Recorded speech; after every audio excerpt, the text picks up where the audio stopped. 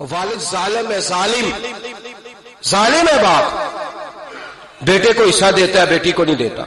اور یہ 1.5 مربے والے جاگیردار کی بات نہیں کر رہا جس کا 4 مرلے کا مکان ہے، اس کی بیٹی کا بھی حصہ بنتا ہے. کیوں کھاتے ہو بیٹیوں کا حصہ؟ ڈر نہیں آتا اللہ تعالیٰ سے؟ کیوں کھاتے ہیں لوگ بیٹیوں کا حصہ؟ جب اللہ رسول نے رکھا ہے تو کیوں کھا جاتے؟ اور پھر کہتے ہیں جناب بڑا پیار ہے بیٹی سے، رونے دھونے کے لیے پیار ہے. تو یاد رکھیں حضرت عثمان غنی رضی اللہ تعالیٰ عنہ کا لنگر چلتا تھا. تو میرے بھائی ایک اور بہت بڑی خوبی حضرت عثمان غنی کی تیسری وہ یہ تھی کہ آپ میں اللہ نے بہت زیادہ حیا رکھی تھی. آج نا اگر آپ ناراض نہ ہو تو ہماری حکومتوں میں جو بدتمیز زیادہ ہوتا ہے اس کا عہدہ زیادہ ہوتا ہے، اس کو اچھا عہدہ ملتا ہے جو بدتمیزی زیادہ کرتا ہے. اور ہمارے ہاں نوجوان سمجھتے ہیں کہ کھل کے پھرنا، کھل کے کھانا، مرضی کا لباس پہننا. ہمارے ایک بزرگ فرمایا کرتے تھے جب سے پیسے لوگوں کے پاس زیادہ آئے ہیں لباس چھوٹے ہو گئے، پیسہ زیادہ آ گیا کپڑے جسموں پہ سکڑ گئے. لوگ سمجھتے ہیں کہ بس جو دل میں آئے کہہ دینے کا نام جمہوریت ہے، آزادی رائے ہے. حضرت عثمان غنی رضی اللہ تعالیٰ عنہ شرم و حیا کے پیکر تھے. بڑا پیسہ تھا، بڑا کچھ تھا، لوگ ڈرتے تھے، سردار بھی تھے، جو چاہتے کر سکتے، روب طاری ہوتا.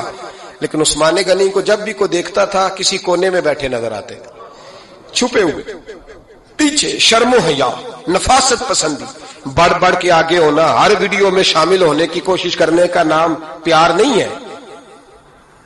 نفاست پسند جو لوگ ہوتے ہیں وہ اکثر چھپے ہوئے ہوتے ہیں، ان کا پتہ ہی نہیں ہوتا لوگوں کو کہ پیچھے دراصل ہے کون.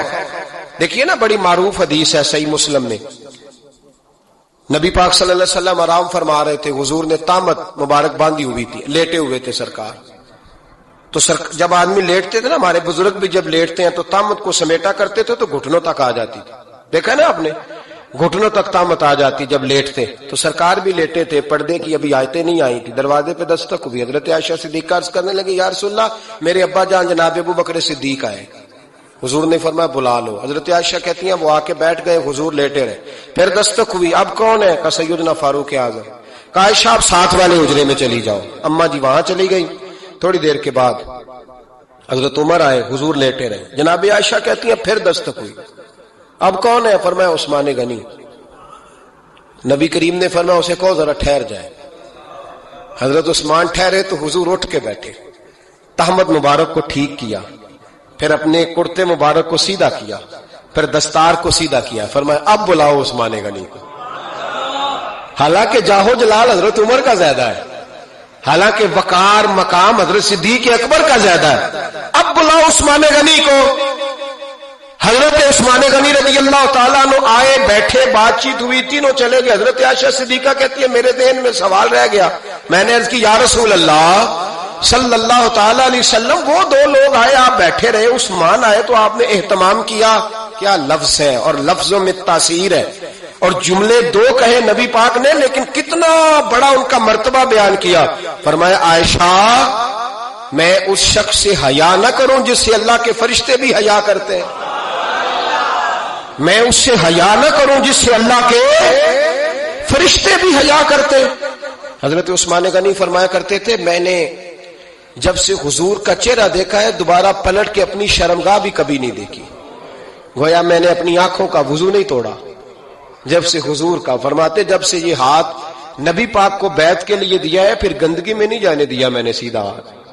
حضرت عثمان غنی فرمایا کرتے تھے میں اپنے گھر کے اندر اپنے غسل خانے میں 4 دیواری کے اندر بھی کپڑوں سمیت غسل کرتا ہوں، مجھے حیات یہ غسل خانے میں بھی کپڑے. اور سنو ایک اور بڑی بات اہم، آپ فرمایا کرتے تھے میری جو محرم عورتیں ہیں نا، محرم پھپھی خالہ، میری جو محرم عورتیں ہیں، فرمایا کرتے تھے میں نے کبھی ان کے بھی چہرے آنکھ بھر کے نہیں دیکھے، ان کے بھی چہرے کبھی میں نے آنکھ بھر کے نہیں دیکھے. جو میری محرم عورتیں ہیں پھپھی خالہ، فرماتے تھے ان سے بھی جب بات کرتا ہوں تو میں چہرہ جھکا کے. ہمارے ہاں تو کزن ایک دوسرے سے سلام لیتے ہیں، لڑکیاں لڑکے کزن ایک دوسرے سے سلام لیتے ہیں. بچیاں آیا کرتی تھی تو میری کبھی کبھی مجھے بتایا جاتا تھا، میں نے ایک پابندی لگا دی، بچیاں جب مدرسے میں آتی تھی کہ جو دور سے بچی آئے اس کو جس آدمی کا نام لکھا ہو بتایا جائے وہی لینے آئے۔ ایک دن مجھے اطلاع دی گئی کہ آپ تھوڑی دیر آئیں، میں گھر گیا تو مجھے بتلایا گیا کہ ایک بچی ہے تو اس کو جو پہلے لینے آتا تھا وہ نہیں آیا، کوئی اور آیا۔ میں نے اس کے بھائی کو فون کیا کہ آپ لینے نہیں آئے، کہنے لگے یہ کزن ہے ہمارا، اس کے ساتھ بھیج دیں، آپ ہمارا ہی کزن ہے، خالہ زاد ہے۔ میں نے کہا یار آپ کہاں ہو؟ کہنے لگے مجھے 20-25 منٹ لگ جائیں گے۔ تو میں نے کہا ابھی کلاسیں بھی جاری ہیں تو آپ ہی آ جانا خود ہی۔ میں نے کہا سب آپ بھیج دیں، مجھے اعتبار ہے اس پہ۔ میں نے اس کو ایک بات کہی جو آپ کو بھی کہتا ہوں، میں نے کہا یار تمہیں اعتبار ہے تو اللہ رسول کو اعتبار کیوں نہیں؟ انہوں نے کیوں غیر محرم بنایا ہے؟ عجیب تماشا ہے، مجھے پھپھی ذات پہ، خالہ ذات پہ، ماموں ذات پر اعتبار ہے، نبی پاک کو کیوں نہیں؟ آپ کو زیادہ پیار ہے لوگوں سے یا نبی پاک کو امت سے زیادہ پیار ہے؟ کیا مطلب تماشا ہے؟ کیا مزاج بنا لیا میں نے اور آپ؟ نبی پاک نے ایک شخص پر اعتبار نہیں کیا، پر میں اس سے پردہ کروں، آپ نے اور میں نے کیسے کر لیا؟ نبی پاک نے خالہ ذات، پھپھی ذات، دیور پر، جیٹ پر، سالے پر، بہنوئی پر اعتبار نہیں کیا، پابندی لگا دی، تو نے کیسے کیا؟ تیرے دل میں زیادہ درد ہے، تو زیادہ دین کو سمجھنے لگا ہے، انسانیت زیادہ اچھل آئی ہے تیرے اندر۔ اعتبار کیا ہوتا؟ یاد رکھنا دنیا میں جتنے گھر تباہ ہوئے ان لوگوں کی وجہ سے نہیں ہوئے جن پر اعتبار نہیں تھا، ان کی وجہ سے ہوئے جن پر اعتبار تھا۔ گھر کا بیٹی لنکا ڈھائے، باہر والے آ کے کبھی بھی گھر میں کوئی نقب زنی نہیں کرتے، جب بھی کرتے ہیں اعتبار والے کرتے۔ میرے رسول پاک علیہ الصلوۃ والسلام کی وہ ازواج جن پر اللہ کو اتنا اعتبار ہے کہ رب کہتا ہے میرے محبوب کی بیویوں تمہاری جیسی دنیا میں دوسری ہے ہی کوئی نہیں، اللہ کو اتنا اعتبار ہے۔ لیکن ایک نابینا صحابی آئے تو حضور کی 2 ازواج بیٹھی تھی، تو نبی پاک نے فرمایا پردہ کرو۔ یا رسول اللہ وہ تو نابینا ہے۔ فرمایا تمہیں تو نظر آ رہا ہے نا، تمہاری آنکھیں تو کھلی ہوئی ہیں۔ حضور کو اعتبار نہیں تھا، بس کر دیں۔ سب سے بڑا ظالم وہ ہے جو کہتا ہے مجھے بیٹی پہ اعتبار ہے، وہ ظالم ہے، وہ اپنی بیٹی کے ساتھ ظلم کر رہا ہے۔ جو کہتا ہے مجھے اعتبار ہے، کالج جا رہی ہے، یونیورسٹی جا رہی ہے، اکیلے آ جا رہی ہے، مجھے اعتبار ہے، یہ ظلم کر رہا ہے بچی کے ساتھ۔ وہ تو بچی ہے، اس کا تو ذہن کمزور ہے، ہو سکتا ہے صاف دل ہو، لیکن سامنے جو شیطان چوکوں میں گلیوں میں دائیں بائیں گھوم رہے ہیں وہ تو صاف دل نہیں ہے نا، وہ تو معصوم طبع نہیں ہے نا۔ تو بعض اوقات بڑے اچھے نفیس بچے بھی شیطانوں کا شکار ہو جاتے ہیں۔ خدا کا خوف کریں۔ حضرت عثمان غنی کی زندگی، حضرت عثمان فرماتے ہیں جو محرم عورتیں تھیں ان کی طرف بھی آنکھ بھر کے نہیں دیکھا، اس لیے کہ وہ خاتون ہے، میں مرد ہوں، میری حیا مانے۔ آج لوگوں کو شوق ہو گیا عورتوں کی مجلس میں دوڑ دوڑ کے جانا، وہاں بیٹھنا، وہاں وقت بتانا۔ پیرانے عظام کہتے ہیں کہ وہ درویشنیوں کے بیچ بیٹھے ہیں جی، باپ بیٹی ہوتے ہیں جی، مریدنی اور پیر۔ میں نے کہا کوئی نہیں ہوتے، اس رشتے پر استدلال ہے۔